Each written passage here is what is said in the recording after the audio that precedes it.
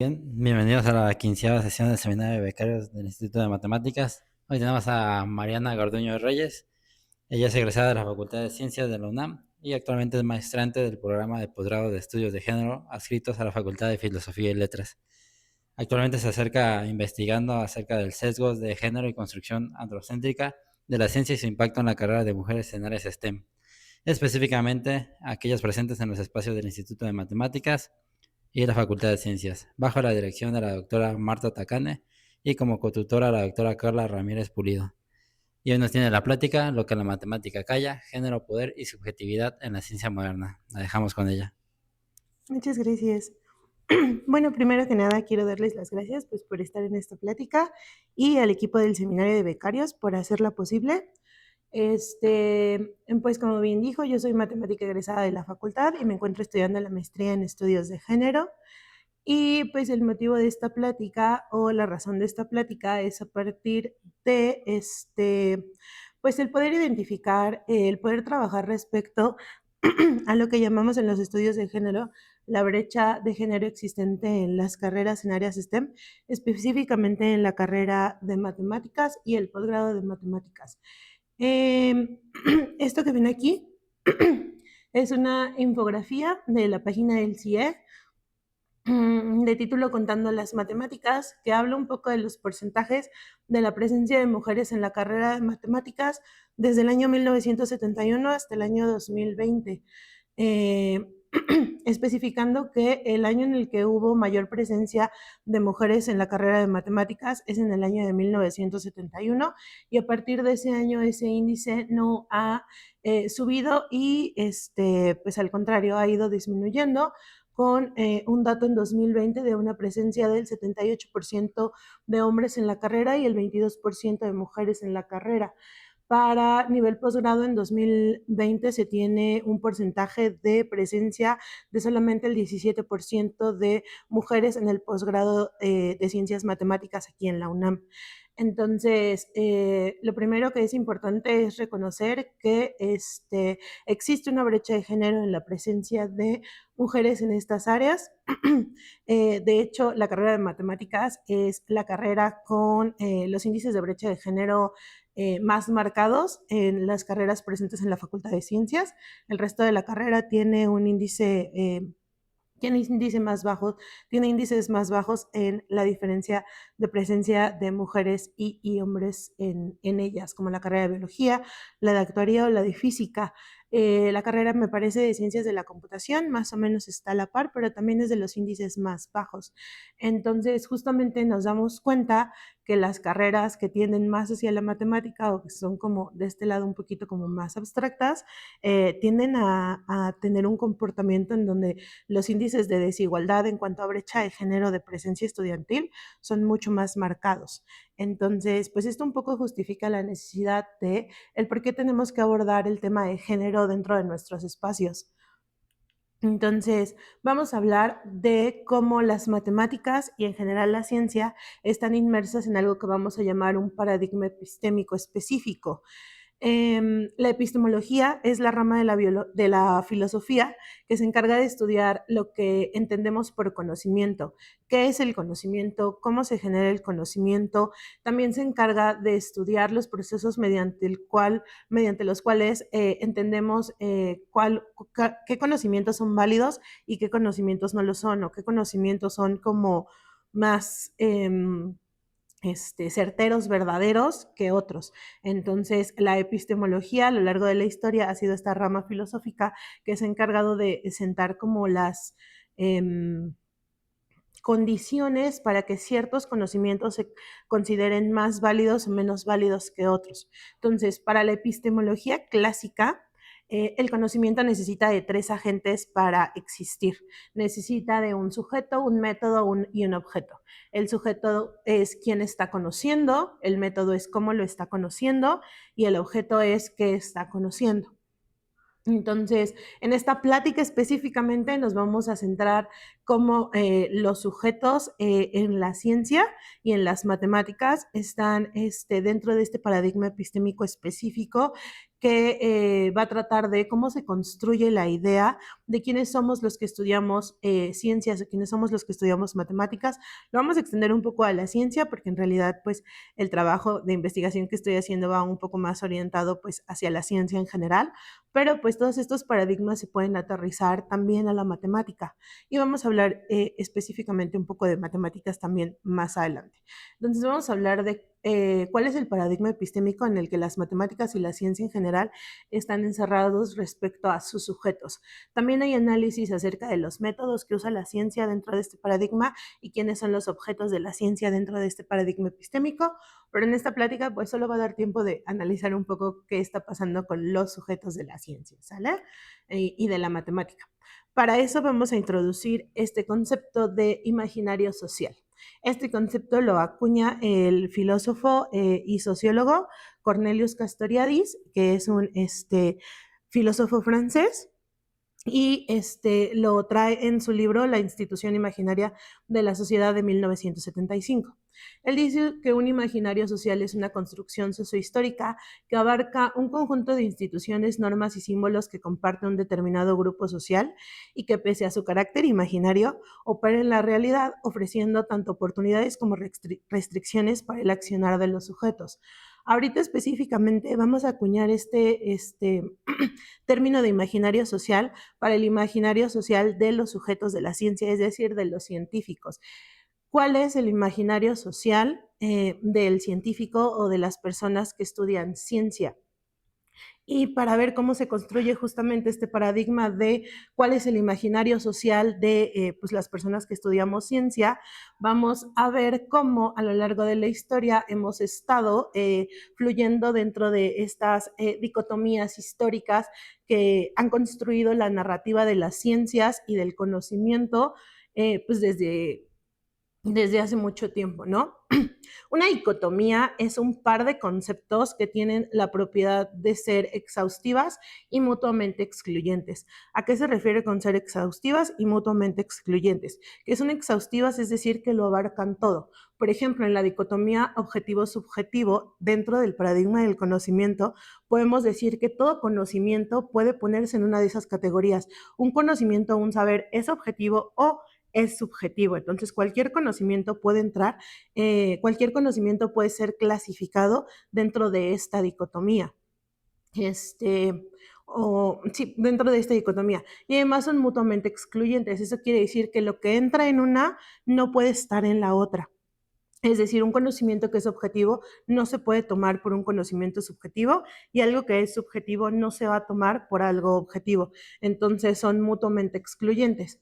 Además de la dicotomía histórica de objetivo-subjetivo, que es una de las principales que ha permeado la concepción de la ciencia como la conocemos porque la ciencia es objetiva, tenemos también las dicotomías razón-emoción, naturaleza-cultura, duro-blando, y esta dicotomía de duro-blando me gusta mucho traerla a colación porque siempre hemos entendido que hay algunas ciencias que son duras y algunas ciencias que son blandas y tienen mucho que ver con la dicotomía que está arriba, la dicotomía naturaleza-cultura, porque las ciencias duras se tienden a ser pensadas.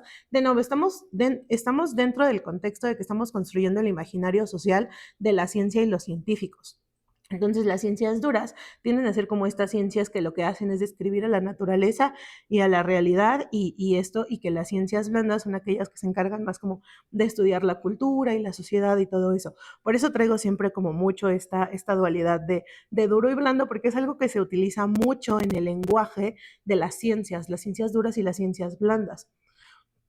La dicotomía, por ejemplo, mente-cuerpo, civilizado, salvaje y razón-emoción que pongo ahí, son las que están jugando no dentro de la construcción de la ciencia, pero sí dentro del imaginario social de sus sujetos, porque los sujetos de la ciencia también son objetivos, tienden a usar más la razón que la emoción y están como más volcados hacia su mente que hacia su cuerpo, ¿no? Existe como esta concepción de que nosotros pues nada más estamos como encerrados todo el día pensando cosas y pues es como el imaginario. Digo, yo no creo que nadie se imagine a un científico corriendo en las mañanas, ¿no? O sea, nadie puede imaginarse como a no sé, a Gauss saliendo a correr en las mañanas ahí al parque, ¿no? Entonces, son personas como muy asociadas a esta parte como de la mente, y más que de la mente, como del cerebro, y la mente como algo separado del cuerpo. Y también traigo a colación la dualidad civilizado-salvaje, porque la dualidad civilizado-salvaje es algo que va a entrar en otro eje de análisis que tienen los estudios de género, que no es nada más el género, que es también el eje de análisis de la raza y la colonialidad, porque muchos saberes han sido como ocultos o invisibilizados debido justamente a esta concepción de que el sujeto de la ciencia es principalmente eurocéntrico, blanco y pues como civilizado, y las poblaciones, por ejemplo, originarias eran como más salvajes y sus conocimientos no eran como tan válidos. Y un ejemplo que en realidad me gustó mucho de cómo el canon en la matemática está dictado por lo eurocéntrico, y no es crítica, nada más es un ejemplo, es la plática que transmitieron en vivo aquí en el Instituto de Mate antes de esta, que está aquí, este, eh, aquí afuera está Biel, que habla de cómo la dicotomía objeto-sujeto ha jugado en la geometría. Y es como bueno, la plática fue como un recorrido histórico acerca de cómo es concebido el espacio y el tiempo geométricamente en representaciones geométricas, pero específicamente solamente las europeas, ¿no? O sea, habla o el canon europeo, que es un poco yéndose también hacia los griegos y retomando la geometría griega, pero nunca pasa por las cosmovisiones o la concepción que tenían del espacio y el tiempo las culturas originarias, por ejemplo, de aquí, ¿no? Porque además se habla de que esta como tridimensionalización que se hace del espacio y del tiempo y de todo eso es a partir pues de este canon eurocéntrico, y o sea, no se pregunta o nunca te preguntas si las culturas originarias tenían un conocimiento geométrico, temporal o espacial que ya haya pensado en ideas como tridimensionales y de perspectivas antes de que lo hicieran pues los europeos, ¿no? Entonces, pues este canon eurocéntrico no está tan distanciado de cómo se dicta el estudio de la matemática. Y esa plática me pareció muy interesante porque justamente hablaba de la dicotomía sujeto-objeto, que también es algo que se utiliza mucho en la ciencia, el separarnos mucho los sujetos de lo que estamos estudiando para ser más objetivos y para no involucrarnos, ¿no? Y en esta dicotomía también están jugando como pues estas concepciones, ¿no?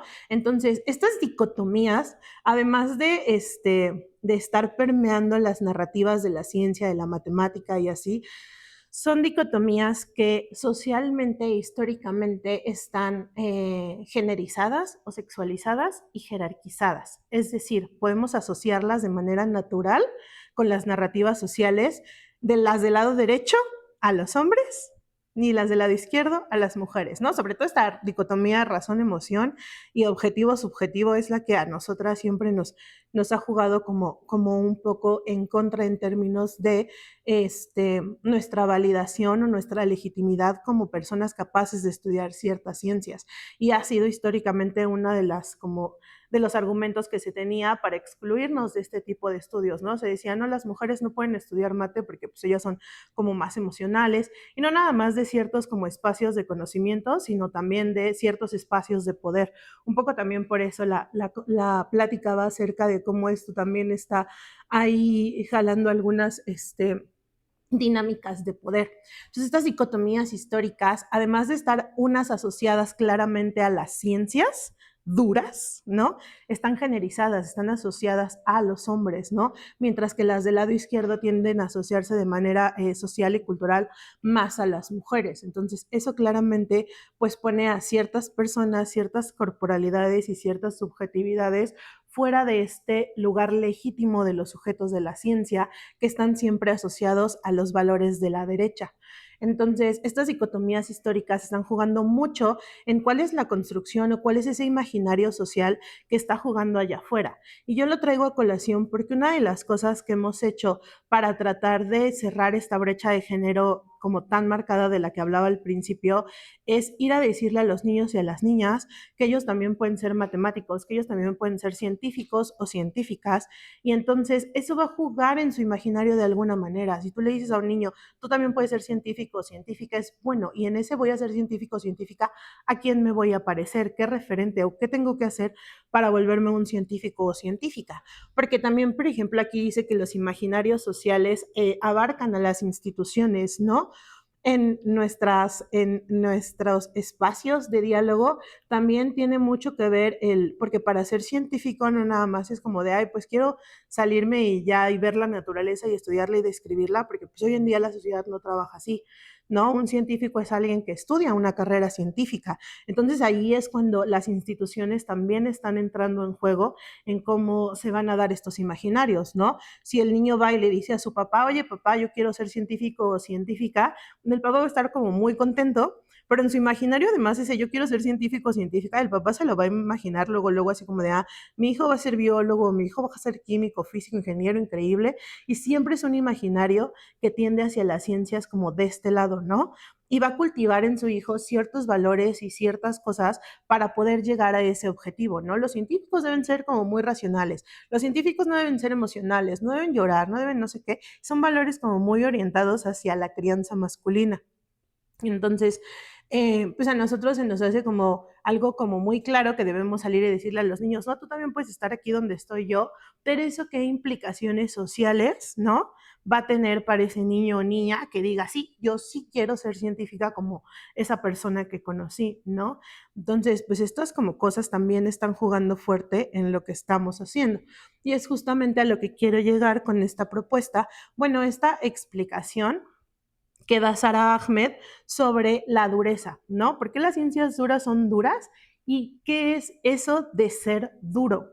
¿No? O sea, y en términos, por ejemplo, de cómo vamos a configurar ahora la emocionalidad de nuestros sujetos, ¿no? Para que puedan llegar a ser científicos. Sara Ahmed lo que dice es que las emociones no son algo que vamos a suprimir. Las emociones son algo que como seres humanos vivimos, están ahí y que pues aunque uno diga, sí, sí, sí, yo entro al salón de clases a tomar mi clase de álgebra y ya se me olvida que, no sé, que ayer peleé con mis papás, se me olvida que estoy mal con mi pareja, se me olvida que, no sé, que mi papá esté en el hospital, eso no lo vamos a hacer, ¿no? Estamos ahí en el salón y esas presiones, esa emocionalidad, todo eso que traemos no se va a ir nada más porque nosotros digamos, bueno, sí, el álgebra, bueno, sí, la geometría, ¿no? Entonces, entender las emociones, no nada más pues como esas cosas que traemos adentro, sino también como cosas que operan en nosotros, en nuestro ser y cómo moldean nuestros cuerpos y nuestras formas de acción. Por ejemplo, la ira como una emoción, o sea, la sentimos en nuestro cuerpo y viene como de ciertos procesos mentales, pero nosotros estamos socializados para actuar de ciertas maneras o moldearnos de ciertas maneras para expresar ese enojo, ¿no? Por ejemplo, hay formas que son socialmente correctas de expresar la ira o el enojo para los hombres que no lo son para las mujeres, ¿no? O hay formas en las que las mujeres debemos poder expresar y moldearnos en base a lo que sentimos, ¿no? O cuáles van a ser como las acciones socialmente aceptadas si estamos enojadas o si no lo estamos. Hay emociones que son más aceptables para unas personas que para otras, depende como de nuestra, de nuestra socialización. Entonces, lo que dice Sara Ahmed es que la dureza no es como tal el que no sintamos nada, porque somos personas, somos seres humanos, no podemos estar sintiendo nada, ¿no? Sino es una orientación emocional específica y diferente hacia las maneras.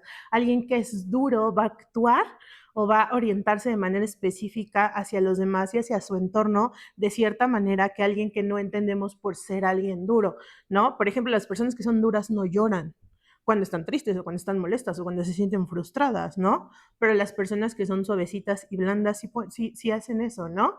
Y entonces justamente eso va a moldear cómo vamos a accionar, cómo vamos a actuar, cómo nos vamos a desenvolver en nuestros espacios. Y por más que nosotros aquí en estos espacios nada más estemos haciendo álgebra o matemáticas o así, eso no quiere decir que no tengamos convivencia con otras personas y que en estos espacios no seamos justamente pues seres humanos que sienten, que piensan en todo momento. De hecho, esa es una de las cosas que se platicaron en los conversatorios que tuve con las profesoras con algunas profesoras de aquí del Instituto de Matemáticas y de la Facultad de Ciencias, que causó como mucha polémica, ¿no? Porque decía alguna profesora así como de, no, es que yo cuando estoy resolviendo ecuaciones, pues yo así, no estoy triste ni enojada, ¿no? Y entonces me parece, fue una profesora de aquí del Instituto de Matemáticas que dijo, no, la verdad es que yo sí, o sea, yo he leído teoremas que personalmente pues me han ofendido, ¿no? O sea, yo he hecho demostraciones muy enojada, ¿no? O he empezado mi demostración directa y he visto que no salía y la intenté por contradicción también y tampoco me salió. Y yo no estaba muy estable y muy así como pues sin afectarme, ¿no? O sea, cuando estoy haciendo matemáticas me molesto, me frustro, o estoy muy contenta cuando la intenté por contradicción, ahí sí me salió, ¿no? La emocionalidad está presente, ¿no? No somos estos seres que son pura razón y cero emoción cuando estamos desarrollándonos en nuestros espacios. Entonces, justamente lo que dice Sara Gómez es eso, la dureza no es la ausencia de emoción, es una orientación emocional muy específica para la que se nos entrena, que se nos inculca y, por ejemplo, de la que pues no se habla mucho en estos espacios, ¿no? Entonces, justamente estamos hablando de cómo estas dicotomías y cómo pues estas dicotomías históricas, estas concepciones sociales, estas construcciones sociohistóricas, porque también pues son tanto sociales como vienen construidas desde hace tiempo, configuran un sujeto de la ciencia específico en el imaginario social. A ese imaginario específico le vamos a llamar el científico. Ustedes si quieren le pueden poner el matemático también, pero el imaginario social del científico tampoco está tan lejos del imaginario social del matemático, ¿no? Tengo una cita de Simmel, que también es un filósofo y sociólogo alemán, que nos dice, supongamos que escribimos todas estas cosas consideradas como ideas absolutas con la palabra objetivo. Es decir, todos estos conocimientos que sí son absolutos, que sí son totalizadores, ¿no? Como que el espacio se tridimensionalizó porque los europeos lo dijeron o el espacio se empezó a trabajar en perspectiva porque los europeos empezaron a hacerlo. No, o sea, todos estos conocimientos que son como muy objetivos, muy totalizadores, muy neutrales, los describimos con esta palabra, objetivo, ¿no? Entonces, todo lo que sí entre dentro de estas características, vamos a decir que es conocimiento objetivo y por ahí atrás del objetivo también está el válido, ¿no? Porque si no es así, entonces no es conocimiento, no cuenta, no se va a tener presente. Si vamos a englobar todo esto en una sola palabra, que es la palabra objetivo. Dice, nos encontramos entonces que en la historia de nuestra raza, la ecuación masculino igual a objetivo es válida, ¿no? Los hombres por default son entendidos socialmente como personas objetivas, racionales, duras, porque ya vienen, en algunas narrativas, no lo estoy diciendo, pero por ejemplo, algunos argumentos biologicistas dicen que ya los hombres vienen así como de ADN siendo como así, ¿no?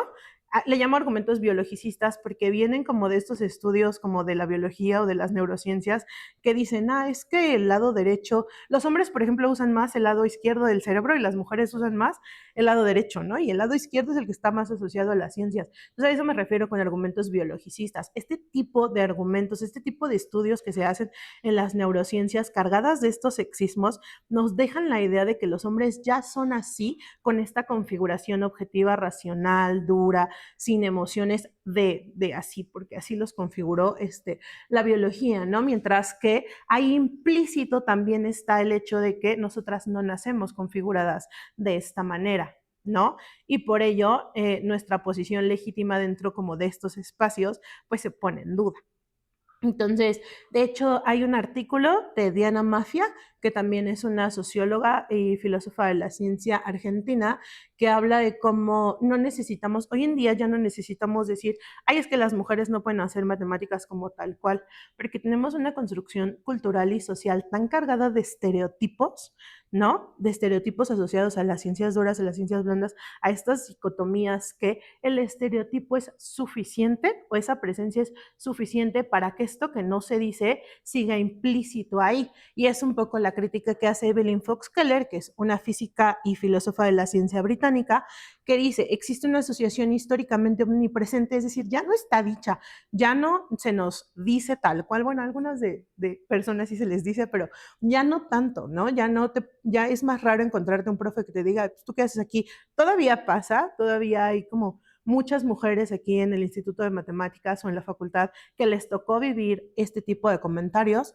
pero ahora incluso esta asociación sigue nada más omnipresente sin que se diga como tal. Y existe una asociación históricamente omnipresente entre masculino y objetivo y de manera más contundente entre masculino y científico. Para ejemplificar un poco esto, justamente esa foto de ahí es una foto donde pues todos podemos reconocer al científico, ¿no? Sin embargo, la que está parada al lado del científico es su primera esposa, ¿no? Es Einstein y Mileva Maric. Mileva Maric fue una de las primeras mujeres en doctorarse del Instituto Politécnico de Zúrich. Y adivinen más o menos hacia dónde giraba la investigación de Mileva Maric.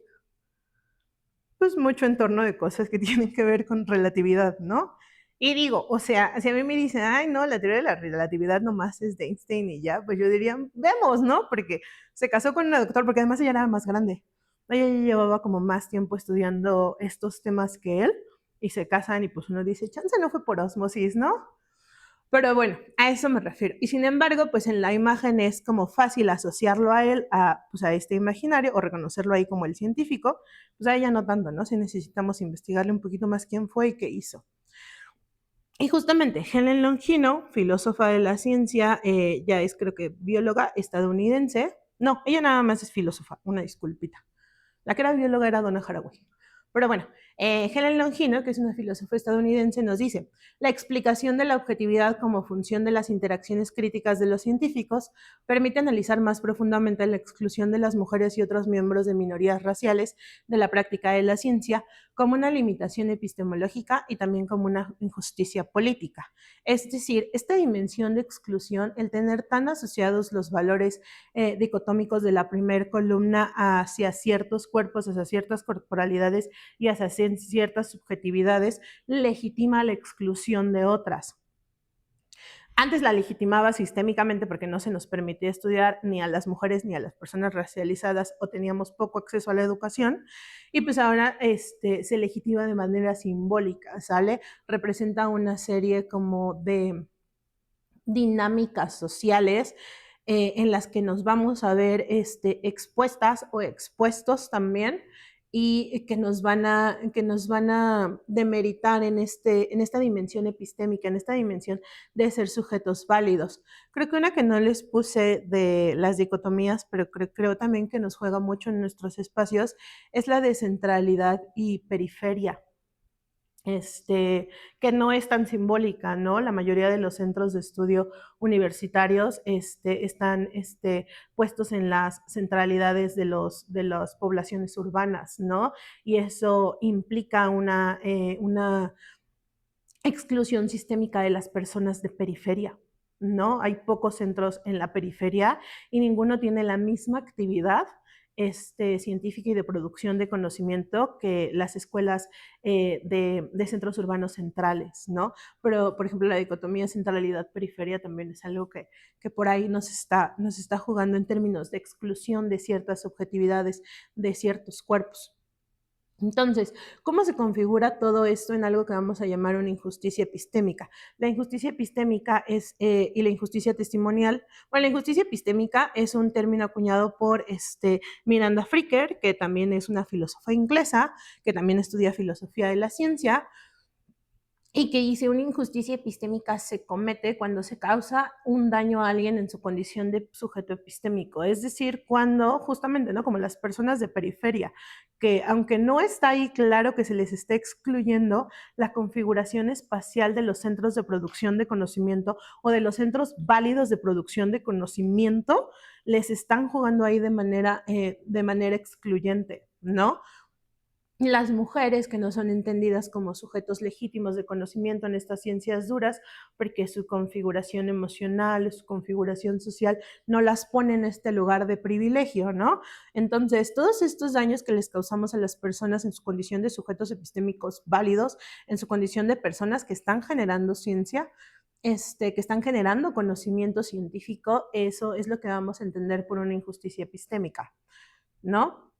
Y yo estoy estudiando específicamente entre estas injusticias epistémicas la llamada injusticia testimonial, que se produce cuando existen prejuicios que llevan a un oyente a otorgar a las palabras del hablante un grado disminuido de credibilidad. Es decir, cuando, bueno, les voy a poner la siguiente.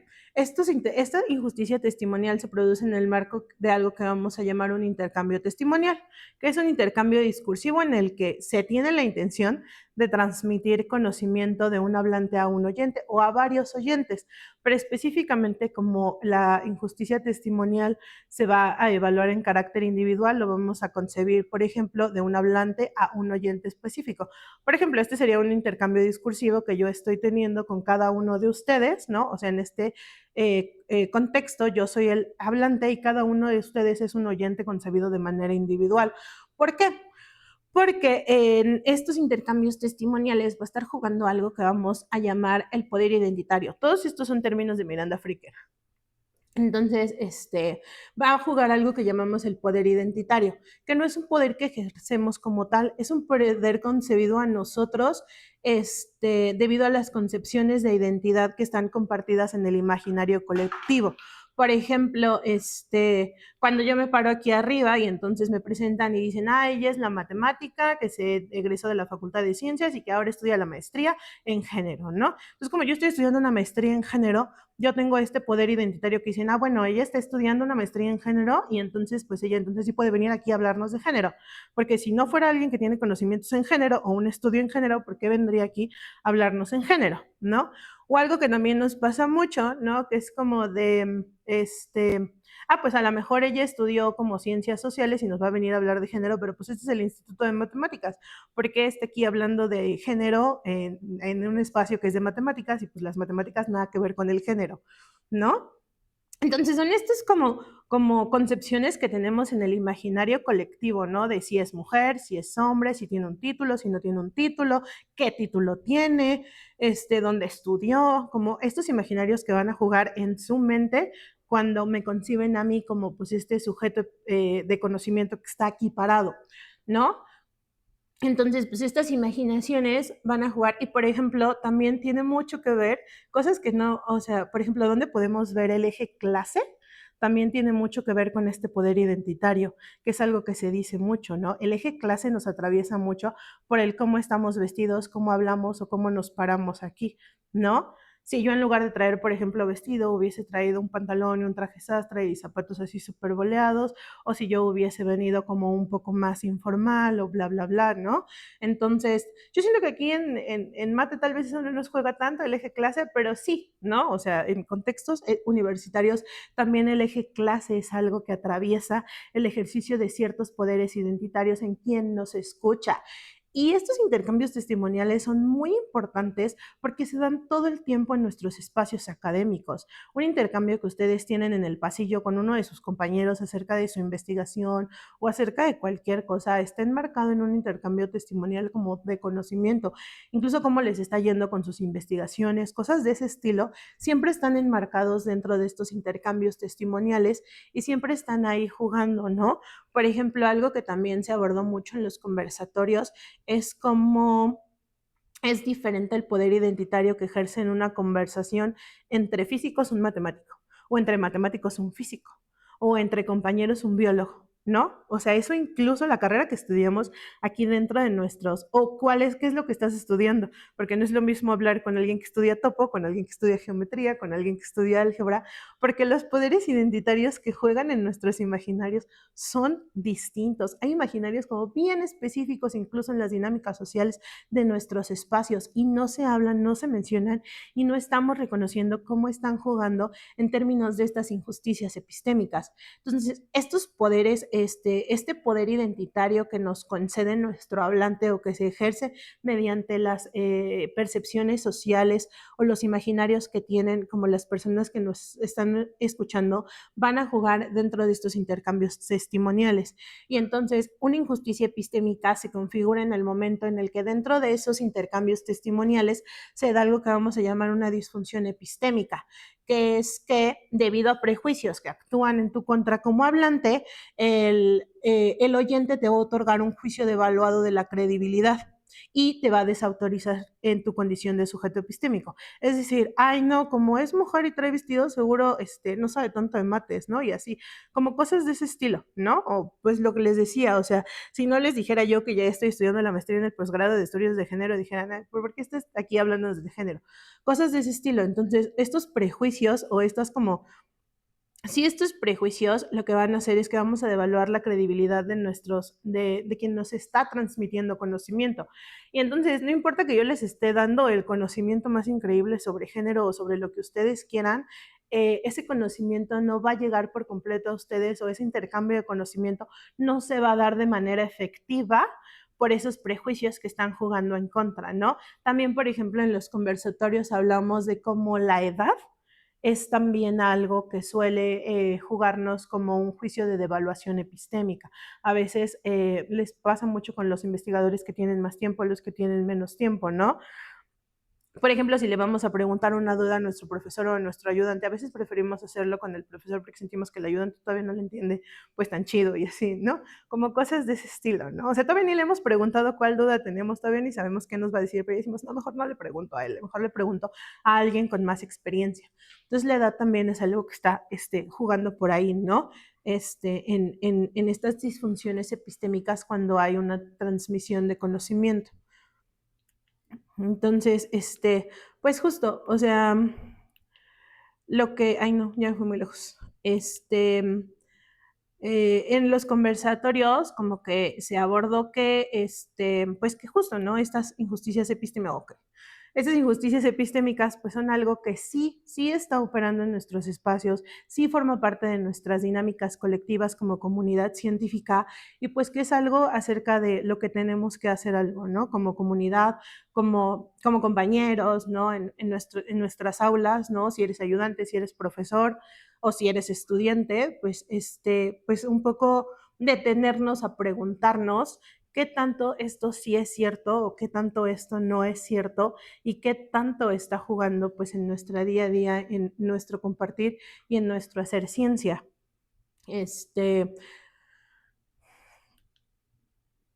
Por ahí lo hablamos un poco con las profesoras justamente en los conversatorios y hablamos justamente de cómo algunas de ellas, incluso ya teniendo doctorados, hay días que no se sienten realmente pues la más matemática o la más científica, y sobre todo pues esos días en los que se sienten mal, se sienten tristes o sus emociones están jugando un rol como muy en su día a día, ¿no? Porque pues sienten que esos días pues no están rindiendo, no están haciendo lo que un científico debería estar haciendo o un buen matemático o un buen investigador debería estar haciendo, ¿no? O, por ejemplo, algunas pláticas que yo he tenido como con mis estudiantes en la facultad sobre cómo estas narrativas de que para ser un buen científico tienes que ser un... Ah, porque creo que eso es algo de lo que no hablé antes, pero también cómo se construye este mito del genio, ¿no? Este mito del genio descontextualizado, porque pues justamente no hablamos como de esos contextos, de quién le ayudó, cómo llegó, a dónde llegó, cómo generó todo este conocimiento que generó, ¿no? Y es algo en lo que la clase juega un factor como muy importante, ¿no? La mayoría de las personas que producen conocimiento de manera muy, pues productiva, de manera como muy, así de artículos diario y cosas de ese estilo, son personas como de cierta clase porque tienen el tiempo, tienen los recursos, tienen las posibilidades para dedicarse por completo a la investigación. Y eso, por ejemplo, pues a personas que somos estudiantes, que trabajamos y que también estamos sobreviviendo a contextos más precarizados, pues claramente no somos este tipo de investigador como súper productivo, que tiene 1000 publicaciones, que está haciendo 1000 cosas, y eso nos hace sentir que como investigadores o como estudiantes, pues somos personas como pues, menos válidas de ser llamadas matemáticos o de ser llamadas científicos, ¿no? Y ahí el eje clase pues juega muchísimo y en el eje clase también está jugando mucho el eje de opresión raza. Entonces, y pues también el eje sexo, ¿no? porque, por ejemplo, algo que se ha platicado mucho con las investigadoras es como la tarea de cuidados, ¿no? En cuanto a los hijos, en cuanto a los padres, en cuanto que está mucho más cargada del lado femenino, afecta pues en esta productividad y entonces se ven puestas como por debajo jerárquicamente en condiciones epistémicas, laborales y de todo tipo, por debajo de sus pares hombres o pues no, estamos por debajo de personas que tienen pues, condiciones un poquito de mayor privilegio en estos sistemas. Entonces, pues es algo que ha salido bastante ahí en los conversatorios, que pues está analizando como desde todos estos ejes. Y pues aquí hay como algunas propuestas desde la filosofía crítica de la ciencia y desde las epistemologías feministas. Una es la reconfiguración del sujeto de la ciencia, es decir, poder tener lugares y espacios donde podamos hablar de quiénes somos los que realmente estamos pues, produciendo este conocimiento, haciendo ciencia, quiénes somos nosotros como profesores, como estudiantes, de si somos de centro, si somos de periferia, hombres, mujeres, qué estamos haciendo y cómo nuestros contextos afectan pues nuestro día a día aquí dentro de nuestro ejercicio científico o matemático, ¿no? De nuevo, cuestionar estos valores de la ciencia. ¿Por qué uno tiene que ser objetivo? ¿Y qué es eso de ser objetivo? ¿No? ¿Por qué uno tiene que ser el más racional del mundo y no estarse preocupando por el factor emocional que vivimos día a día? ¿No? ¿Por qué tenemos que tener esta configuración emocional dura donde no se hablan de las cosas? ¿Por qué nuestra subjetividad, por qué nuestras construcciones contextuales no caben en nuestros espacios, ¿no?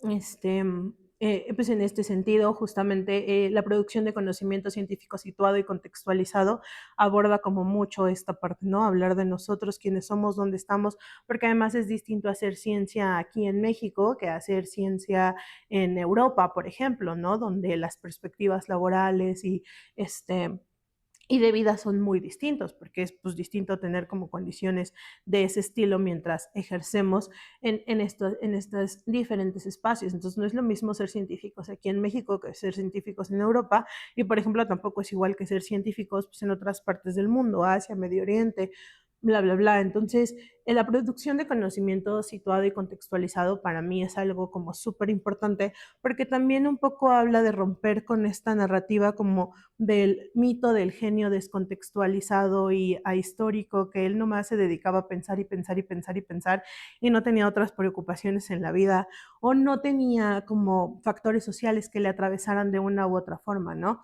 Entonces, estos conocimientos científicos son como muy importantes y además que es un punto que también agradezco mucho, que es algo con lo que me han ayudado a trabajar mucho las profesoras de aquí de la Facultad de Ciencias y del Instituto de Matemáticas, es en una práctica científica comunitaria.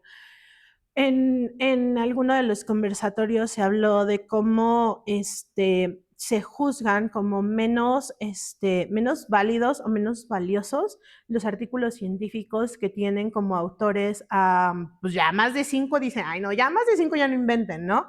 Pero pues eso no quiere decir que la verdad no estemos produciendo conocimiento con muchísimas personas todos los días, ¿no? O sea, honestamente, ¿cuántas de nuestras ideas las tenemos solo nosotros ahí encerrados sin haber tenido contacto con nadie? Nunca, ¿no?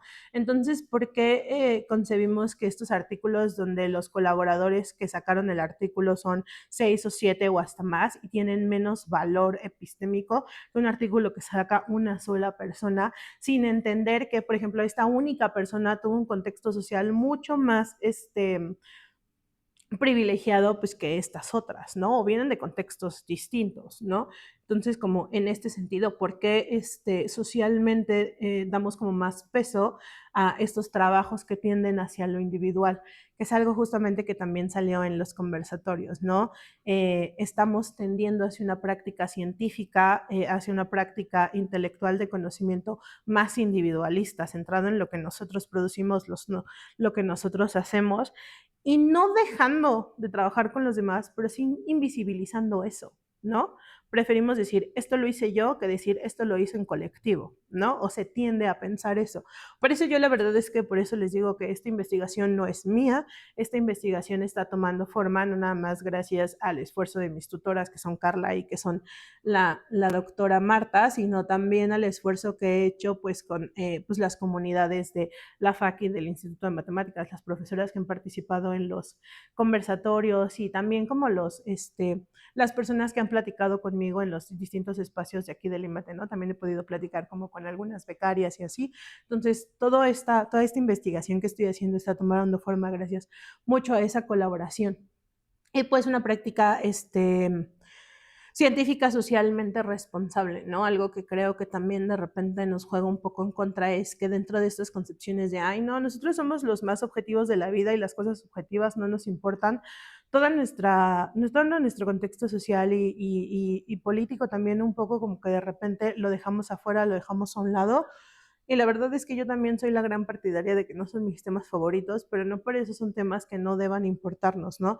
Todo lo que compete a nuestros espacios, a las configuraciones sociales de nuestros espacios, y pues de nuestro bienestar como comunidad científica, creo que es algo que pues sí tiene que empezar a tener espacios de diálogo aquí dentro del instituto. Por eso les agradezco mucho el seminario de becarios y a ustedes y a los que nos estén como viendo en Facebook, que pues se hayan dado el tiempo de participar en este espacio, porque pues para mí es uno de esos espacios que yo busco abrir y pues que se estén dando aquí en, en el instituto. Entonces, justamente este proceso está enmarcado en algo que se llama el gender streaming o la transversalización del género. Ay, es que Joanna Kerr. Joanna Kerr es una socióloga estadounidense también que habla de este proceso que llama gender mainstreaming, que se traduce como transversalización del sexo, que dice que el género no es como algo que vamos a meter, ¿no? No es un proceso que se añade a otros ya en curso concebidos como neutrales. El género no es algo que se va a meter aquí como pues, algo extra, porque aquí pues todo era chill y no pasaba nada, ¿no? El género es una parte integral de todos los procesos que ya están sucediendo y que están pasando en nuestros espacios y que no podemos comprender del todo, ¿no? Estos procesos sin un análisis de género.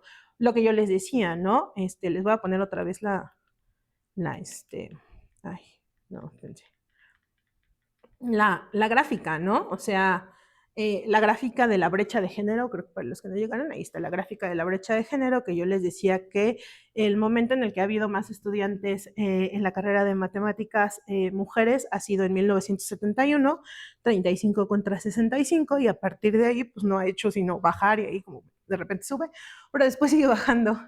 Y dice que a nivel posgrado en 2020, en el programa de posgrado de ciencias matemáticas, pues nada más había un 17% de mujeres. Entonces, justamente, ¿cómo voy a dar un análisis de lo que está pasando en nuestros espacios con esta brecha de género sin estudiar cómo el género es algo que se articula y que toma lugar aquí dentro de nuestros espacios, que es parte de, no es algo que nada más está entrando aquí en nuestros espacios que llegan como muy neutrales y todo muy chill, ¿no? Entonces, pues no, en realidad el género no es algo que se agrega, es algo que ya está ahí y nuestros procesos necesitan un análisis en términos de género. Y algo que me gusta, pues traer a la mesa también es que los estudios de género es un área del conocimiento que no nada más se ha preocupado por la desigualdad en términos de género, sino como les expuse, también se preocupa por otros ejes que articulan desigualdad, como la raza, como la clase, como este entendimiento de centro-periferia, de territorio geográfico.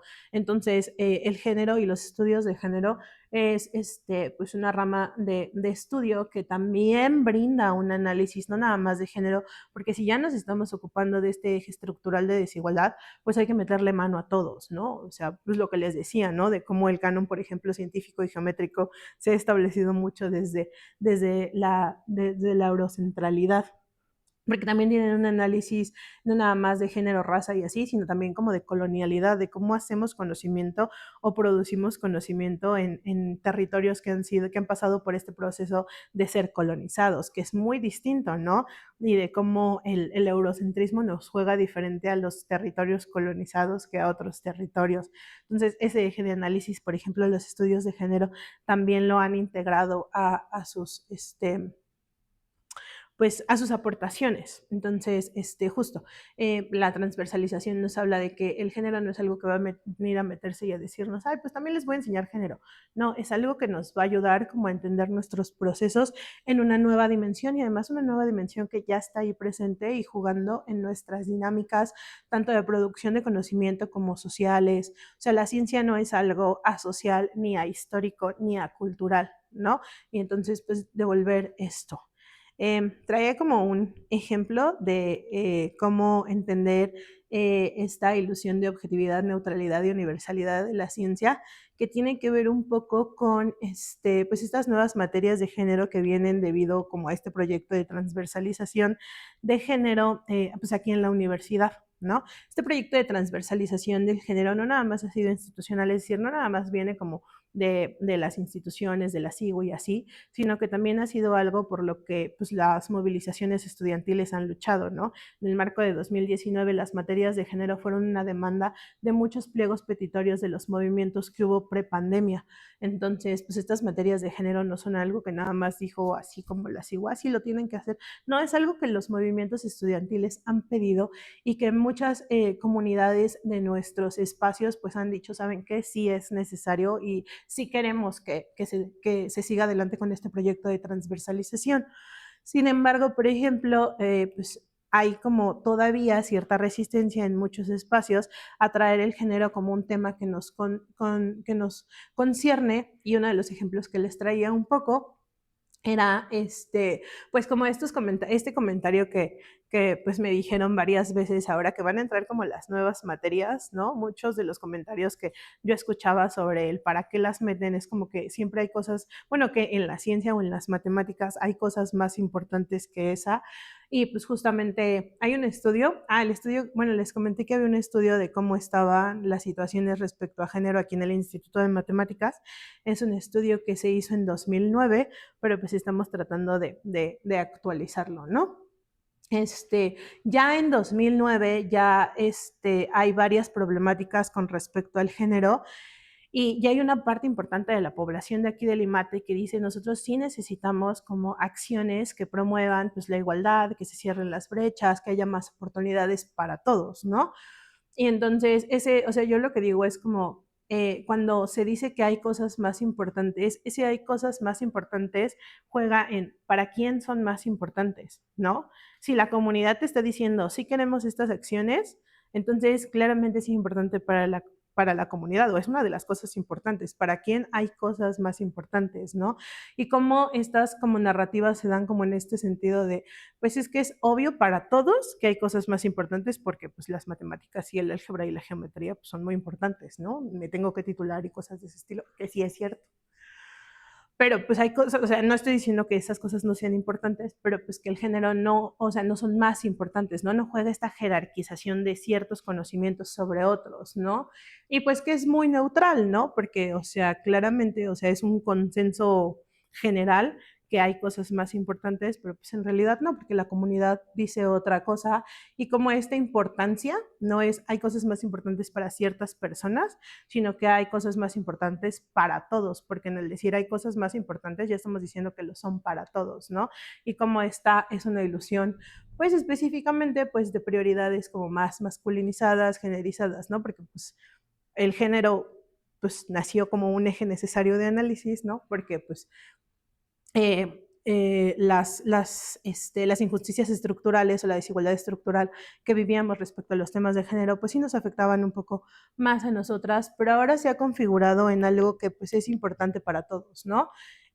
Por ejemplo, yo también quería mencionar pues lo que acababa de pasar, como pues lo que estuvo pasando con las amenazas de violencia en nuestros espacios, ¿no? Que también se retomó como algo que está ahí presente en nuestros espacios y que debe de ser atendido y que las propuestas de los estudios de género pues vienen como con mucho material para poder atender estas problemáticas y por lo que es importante pues darles espacio y darles oído en nuestras comunidades y entonces hasta ahí mi comercial. Pues muchísimas gracias por haberme pues escuchado el día de hoy, por estar aquí y pues por todo. Y al equipo.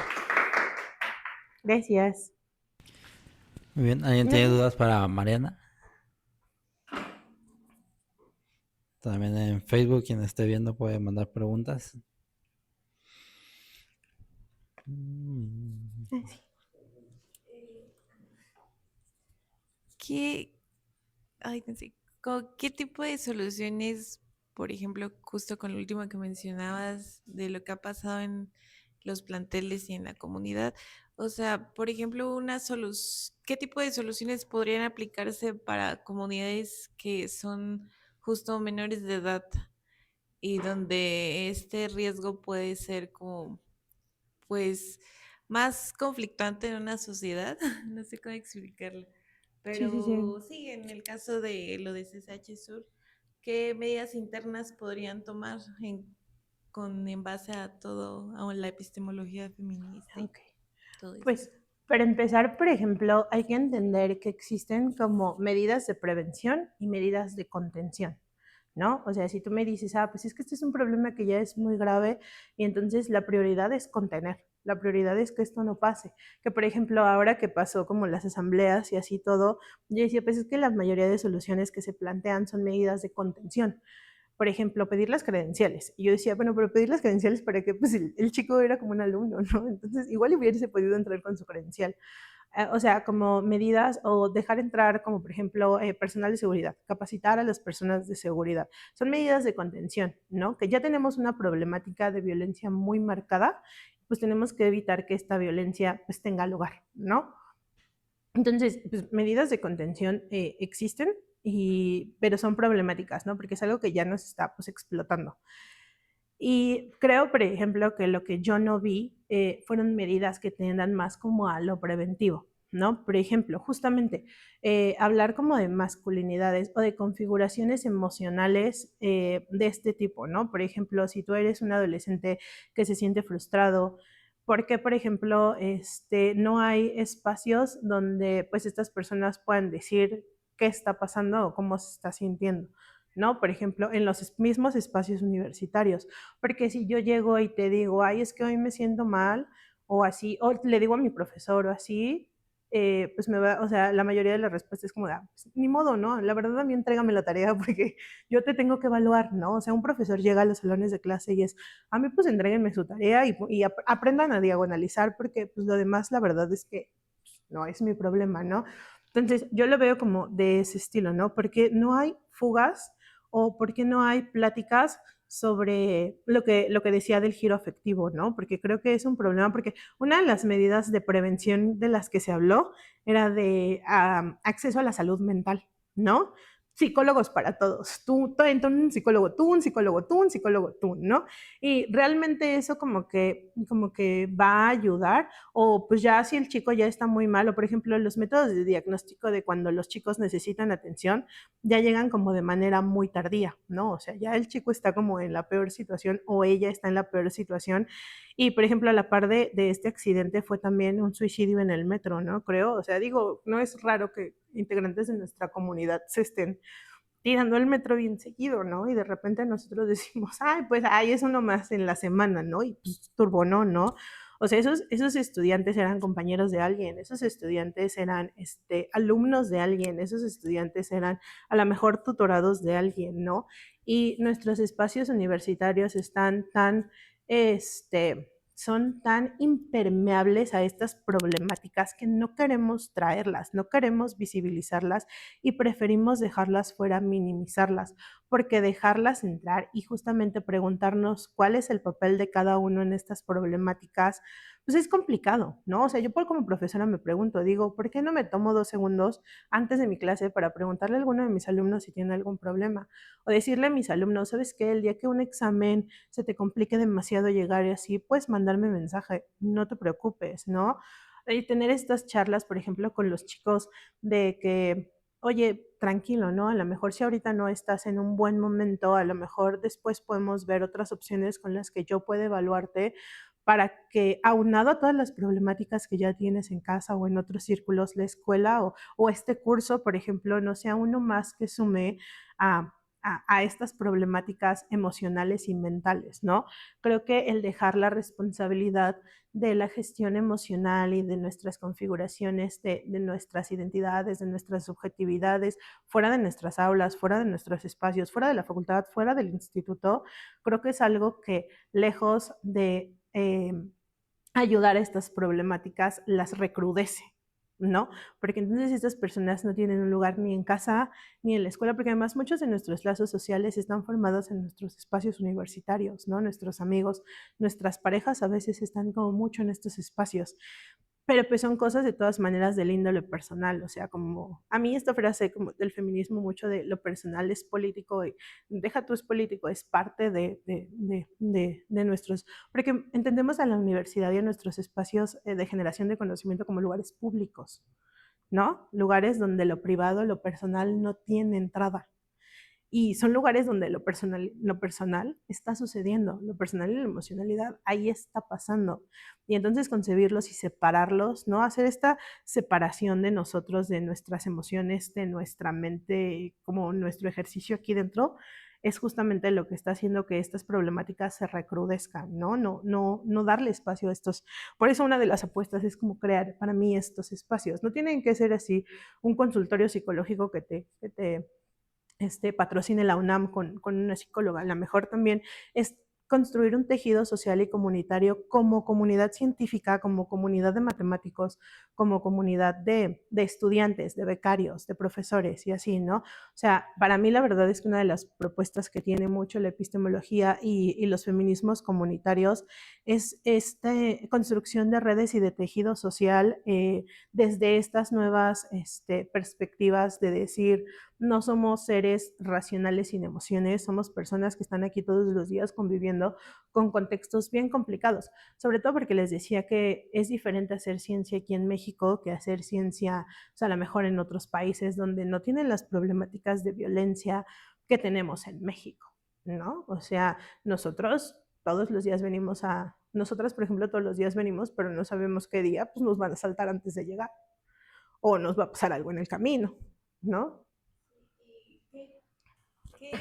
¿Qué compromiso, como qué compromisos o valores personales o individuales crees que son necesarios para construir o reconstruir un tejido social o la comunidad, ¿no? Porque, o sea, sí, o sea, ¿qué crees que sea necesario para volver o de no simplemente construir de nuevo algo así? Por ejemplo, yo en mi práctica diaria como ayudante y como profesora, hay como cosas pequeñas, ¿no? Por ejemplo, cuando en vez de decir, ay, esto está bien fácil, no sé cómo no les salió, les digo, o sea, si se acuerdan de les va a salir, pero no les digo, ay, está bien fácil, porque en ese, ay, está bien fácil, justamente pasa como esto de, ay, pues es que yo no logré hacerlo, ¿no? Cosas como ese estilo. La verdad creo que es un compromiso individual, pero para con tu comunidad, ¿no? O sea, yo como ayudante tengo un compromiso para con mis alumnos de no recrudecer este ambiente en el que ellos se sientan que no están siendo tomados en cuenta o validados, ¿no? O sea, desde decirles, ah, pues esto está trivial, y pensar que hay uno de mis alumnos a lo mejor al que no le va a salir y no va a estar trivial y va a decir, ay, ¿qué hago aquí? ¿No? Sí, esto que está trivial, no lo entiendo. ¿Qué hago aquí? ¿No? Estos ejercicios, por ejemplo, como de, porque a mí sí me tocó, ¿no? Hay como de, ay, pues si no le sale o sea, si no le sale, si no pueden demostrar que es linealmente independiente, pues mejor cámbiense de carrera, ¿no? Porque yo lo he escuchado en nuestros espacios, ¿no? A mí me tocó que algún profesora, ayudante me lo dijera, ¿no? Y de repente dices, pues sí. Y además decimos, ay, pues vete a estudiar alguna, como sea, si vete a estudiar alguna ciencia blanda, ¿no? Porque pues esas son más fáciles. De hecho, desde mi perspectiva, estudiando género, no están tan fáciles. Son muy duras. Las ciencias blandas no son tan blandas, son muy duras. Justamente las ciencias blandas parten de otro paradigma epistémico que es ejercer sin esta legitimidad, ¿no? De repente el cuestionar si cierto conocimiento es válido o no. Las ciencias blandas se han esforzado muchísimo en diseñar métodos tan rigurosos, la citación en APA, no sé qué, ¿no? Tan rigurosos y tan duros, que lejos de volverse ciencias blandas, es decir, vuelven ciencias igual de duras, ¿no? O sea, yo es así como de, tengo que acordarme quién es quién, porque pobre de mí donde no cita adecuadamente, ¿no? Entonces no son tan blandas, justamente como parten de estos paradigmas epistémicos en los que su legitimidad es constantemente puesta en duda, se blindan, ¿no? Así como de, bueno, pues aquí vamos a ser los más rigurosos del mundo y del análisis social va a tener estas y estas características y si no las tiene, no es, ¿no? Entonces, como estas prácticas, sobre todo yo abordo mucho en la dimensión epistémica, porque creo que estas injusticias epistémicas fue algo que se habló en los conversatorios, te suceden tanto y tan cotidianamente que las terminas interiorizando. Y entonces tú solito entras en esta dinámica en el que tú solito ya sabes que no eres un sujeto legítimo. Ya no necesitas que nadie te lo ande diciendo, ¿no? Ya cuando alguien te lo dice, pues sí, ya sabía, ¿no? Y entonces te afectan mucho. Y son, por ejemplo, estos fenómenos que te hacen sentir infravalorado, no muy distinto a lo que sucede con estos chicos respecto a su sexualidad y a cómo son criticados respecto a su físico, ¿no? Son estos procesos que se vuelven tan repetitivos y tan cotidianos y los vamos internalizando que se vuelven críticos para nuestras subjetividades. Por eso la plática también se llama un poco subjetividad en la ciencia moderna, ¿no? Porque estas subjetividades están sometidas a procesos sociales bien pesados y son procesos sociales que pues uno entra a los espacios y los agarra, ¿no? Es como parte de los chistes que hacemos aquí, parte de las dinámicas que tenemos aquí. Creo que desde ahí un compromiso individual hacia la comunidad es muy importante, ¿no? Y en la medida en la que cada uno de nosotros tenga este compromiso individual hacia la comunidad y tu comunidad tenga un compromiso contigo como parte de la comunidad, esto se puede ir como trabajando. La verdad es que pensar en medidas de contención me parece un poco más complicado porque pues, a lo mejor yo como persona no puedo decir, sí, vamos a decirle a la UNAM que haga un psicólogo para todos, porque pues, no puedo, ¿no? Pero desde lo individual creo que este compromiso comunitario es algo como clave, ¿no? Y ser críticos con estos ejes de opresión, qué tanto está jugando la clase, qué tanto está jugando la raza, si nosotros tenemos este tipo de sesgos, ¿no? Porque el sesgo, por ejemplo, objetividad, subjetividad racional, emocional, es algo que no hacemos conscientes tan fácilmente, ¿no? Yo les voy a contar algo que me dio mucha risa, pero me pasó cuando entré como becaria, en la plática de becarios del Instituto de Matemáticas, un chico me pidió una pluma y entonces yo se la di, ¿no? Y entonces se voltea y le dice a su amigo así como de, eso me pasa por haberle pedido la pluma a un hombre y no a una mujer. O sea, pues se le hubiera pedido primero a una mujer porque ella siempre trae plumas, ¿no? Y a mí me dio mucha risa porque dije, chance no sabe que yo soy la becaria de género del IMATE, ¿no? Pero es como una dinámica generalizada que te encuentras, ¿no? Y entonces un poco pensarlo dos veces antes de reforzar estos estereotipos, porque reforzar el estereotipo es reforzar el sesgo. Y reforzar el sesgo es reforzar la exclusión, ¿no? Porque estereotipo, sesgo, exclusión es un sistema, ¿no? Y entonces pensar dos veces antes de reforzar este estereotipo para no reforzar el sesgo, para no reforzar la exclusión, porque así es como se configura la desigualdad sistémica, ¿no? Era lo que les decía que dice Diana Mafia, no necesito que me digan tú no porque eres mujer, me basta con que digan, pues es que ella siempre trae plumas, ¿no? O sea, ella siempre es la que se hace cargo, las mujeres siempre, o sea, siempre le puedes pedir algo, refuerzas el estereotipo refuerza el sesgo y el sesgo refuerza la exclusión, ¿no? Entonces, un poco en este sentido, ¿no? Que es una apuesta un poco más como desde los feminismos comunitarios, las epistemologías feministas, sobre todo la parte de las epistemologías feministas como abordan la dimensión epistémica, porque eso es algo que no se había, la dimensión epistémica del sesgo de género, ¿no? El cómo opera en sujetos de conocimiento, en la producción de conocimiento, en las ciencias, cómo nos permea, porque siento que es algo que pues, no se habla tanto. Por ejemplo, en mate cuando estudié mate nunca escuché el término epistemología en mi vida, ¿no? Nosotras no partimos de un paradigma epistémico donde nuestro conocimiento no está legitimado. Las mates están súper legitimadas en términos de conocimiento válido, pero es diferente partir de un paradigma epistémico como el de los estudios de género, porque si hay una rama del conocimiento que está súper bombardeada y siempre se le pone en duda su legitimidad como conocimiento válido, es el género, ¿no? Los estudios de género pasan mucho por ese paradigma. Y pues yo, mira, vivo en esta dualidad, ¿no? O sea, pues yo he estado como en las dos partes y digo, chance, pues las dos están bien feas, ¿no? Entonces, es bien feo estar del lado de las ciencias en ciertos aspectos. Hay cosas muy bonitas, ¿no?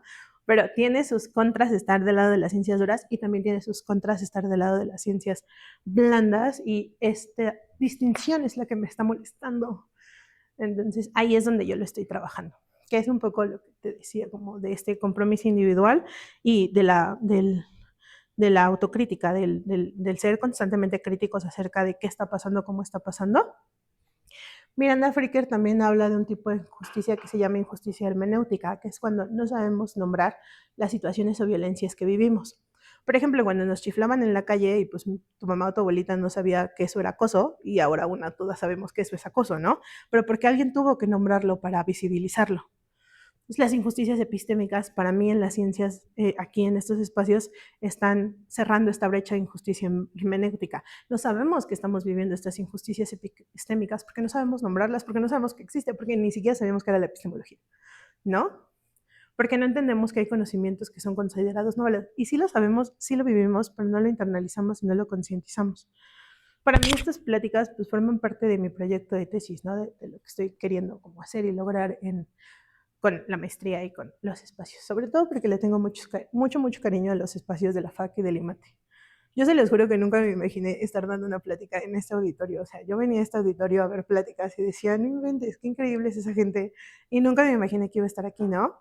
Y además en el aula de Graciela, ¿no? Que pues, es una matemática increíble y también que rompió muchos estereotipos y muchos paradigmas en su época, ¿no? Pero pues yo creo que ya quiero dar un pasito más en ese sentido. Y espero que sea posible. Muchas gracias.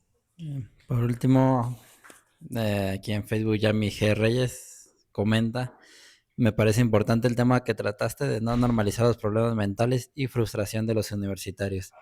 En ese sentido, ¿qué herramientas nuevas se podrían implementar para dar visualización a los problemas mentales y sociales de los universitarios?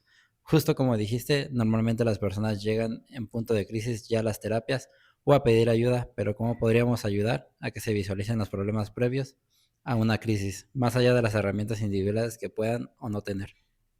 Creo que el tejido comunitario es muy importante y lo digo como mucho en este sentido, ¿no?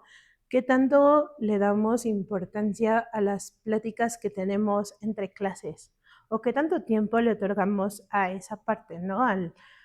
Por ejemplo, ¿qué tanto descanso de nuestras investigaciones y así, ¿no? Cuando decimos, ya estoy hasta acá, esto no va a salir, no lo puedo demostrar, y me salgo a platicar con alguien de cómo me siento, ¿no? Y me salgo a desahogar de cómo me siento, pero solo me desahogo como de esos 5 minutos, ¿no? Ese desahogo, ¿qué tanto tiempo y qué tanto espacio le damos? Una iniciativa que me gusta mucho son las tardes de café aquí en el IMATE. Todavía este semestre no he podido ir, pero ya espero el próximo ir porque pues, se me ha juntado con la maestría, pero es justo eso, ¿no? O sea, siempre tenemos algo más importante. Ay, ¿dónde está? Siempre hay cosas más importantes que detenernos a hablar realmente de lo que nos está pasando, de dejar entrar estas subjetividades en nuestros espacios con las personas con las que convivimos, hasta con nuestros profesores, ¿no? De decirles, ¿sabes qué? Hoy no me siento, o con nuestros tutores, ¿no? Decir, ¿sabes qué? Hoy no me siento la más, no está pasando esto. Y terminen bueno, si quieres nos vemos la próxima semana para hablar de los resultados. Ahí termina la plática, ¿no? Decimos, pues qué sad, nos vemos la próxima semana para los resultados, ¿no? O bueno, sí, te cambio el examen para la próxima semana, ¿no? Pero ¿qué tanto dejamos entrar estas pláticas, ¿no? Estas pláticas de lo que realmente está sucediendo y qué tanto podemos prestar la ayuda que necesita una persona que te está pidiendo ayuda. Yo he escuchado mucho eso como de las personas que están en crisis siempre piden ayuda de ciertas maneras, así como casuales, ¿no? Como de, oye, me estoy sintiendo mal. ¿Qué tanto damos oídos a esas cosas? ¿Y qué tanto podemos apoyarles, no? Porque, por ejemplo, yo no estoy diciendo que yo voy a decirle a mis alumnos, vengan y cuéntenme todo lo que les pasa y yo les voy a solucionar la vida. No, pero sí puedo decirles, si se sienten mal, vengan, hablen conmigo y yo les puedo buscar la ayuda que necesiten. Los puedo canalizar con las personas orientadoras comunitarias, que son personas, creo que aquí en el instituto está Pablo Rosell, no sé si está aquí o en la FAC. Bueno, pero Pablo Roset, Carla Pulido y Aletia son personas orientadoras comunitarias de nuestra comunidad de la Facultad de Ciencias, ¿no? Que si tú tienes un alumno o un amigo que te dice, sabes que ya no puedo con la vida, necesito ayuda, necesito que a lo mejor si la UNAM tiene algún programa de apoyo psicológico o de así, pues pues me pases el dato, ¿no? Y tú le dices, bueno, a lo mejor ya no te puedo dar el dato, pero pues ve con Pablo, ve con Carla o busca el apoyo en la defensoría y así. La defensoría también de la UNAM tiene un chat como de atención, ¿no? Y a lo mejor ahí puedes buscar, o yo conozco esto o esto, aquello, ¿no? En la maestría, por ejemplo, siempre nos estamos pasando como datos de nuestros psicólogos, ¿no? Así, a bajo precio, porque pues sí, el acceso a la salud mental es un lujo, pero creo que también se puede hacer como de otras maneras, ¿no? Como, oye, pues si te estás sintiendo mal, vámonos juntos a caminar, vámonos juntos a correr, vámonos juntos a pasear, vamos a salir el fin de semana, a lo mejor no a beber todo el día, pero pues mejor a platicar qué onda, ¿no? Creo que, y eso se trata como de tejer tejido comunitario, ¿no? Como de dar entrada a estos, ¿no? Que los espacios de intercambio entre nosotros sean espacios donde realmente nos escuchemos, donde... Y no porque, o sea, me refiero también como para que alguien te escuche, o sea, para que alguien quiera que lo escuches, también hay que dar. Algo que yo hago mucho es compartirme con mis alumnos, ¿no? Como de, yo me siento muy mal, me pasó esto en mi casa y así, ¿no? Y a la medida que yo pueda compartir con ellos, ellos puedan compartir conmigo, porque son cosas que no tienen nada de malo que me compartan, porque creo que también romper con esos sesgos de, ay, pues es que me está platicando su vida y para qué si soy su profesora, a mí no me encanta esa línea, ¿no? Es como, si me está platicando es por algo, lo escucho y luego veo qué puedo hacer, ¿no? A veces nada más escuchar, pero sí, mucho en ese sentido de tejer como comunidad y dejar de pensar que hay cosas más importantes, ¿no? Como de, sí, ya, pero ya me quiero ir a ver si ya me sale la demostración. Igual no va a salir, mejor me quedo a escucharte 5 minutos más. O a lo mejor sí sale, pero si me sale ahorita me va a salir al rato, ¿no? Estos tiempos, estos espacios, creo que tiempo y espacio, como decía la conferencia de hoy más temprano, ¿no? Muy bien. Bueno, esa es como mi respuesta. Pues agradecemos a Mariana una última No, vez. muchísimas gracias a ustedes. Y por si Gracias. quieren tomarse sus 5 minutos, como dice, allá hay café y galletas en la puerta de atrás. Gracias. No, ustedes. Sale bien.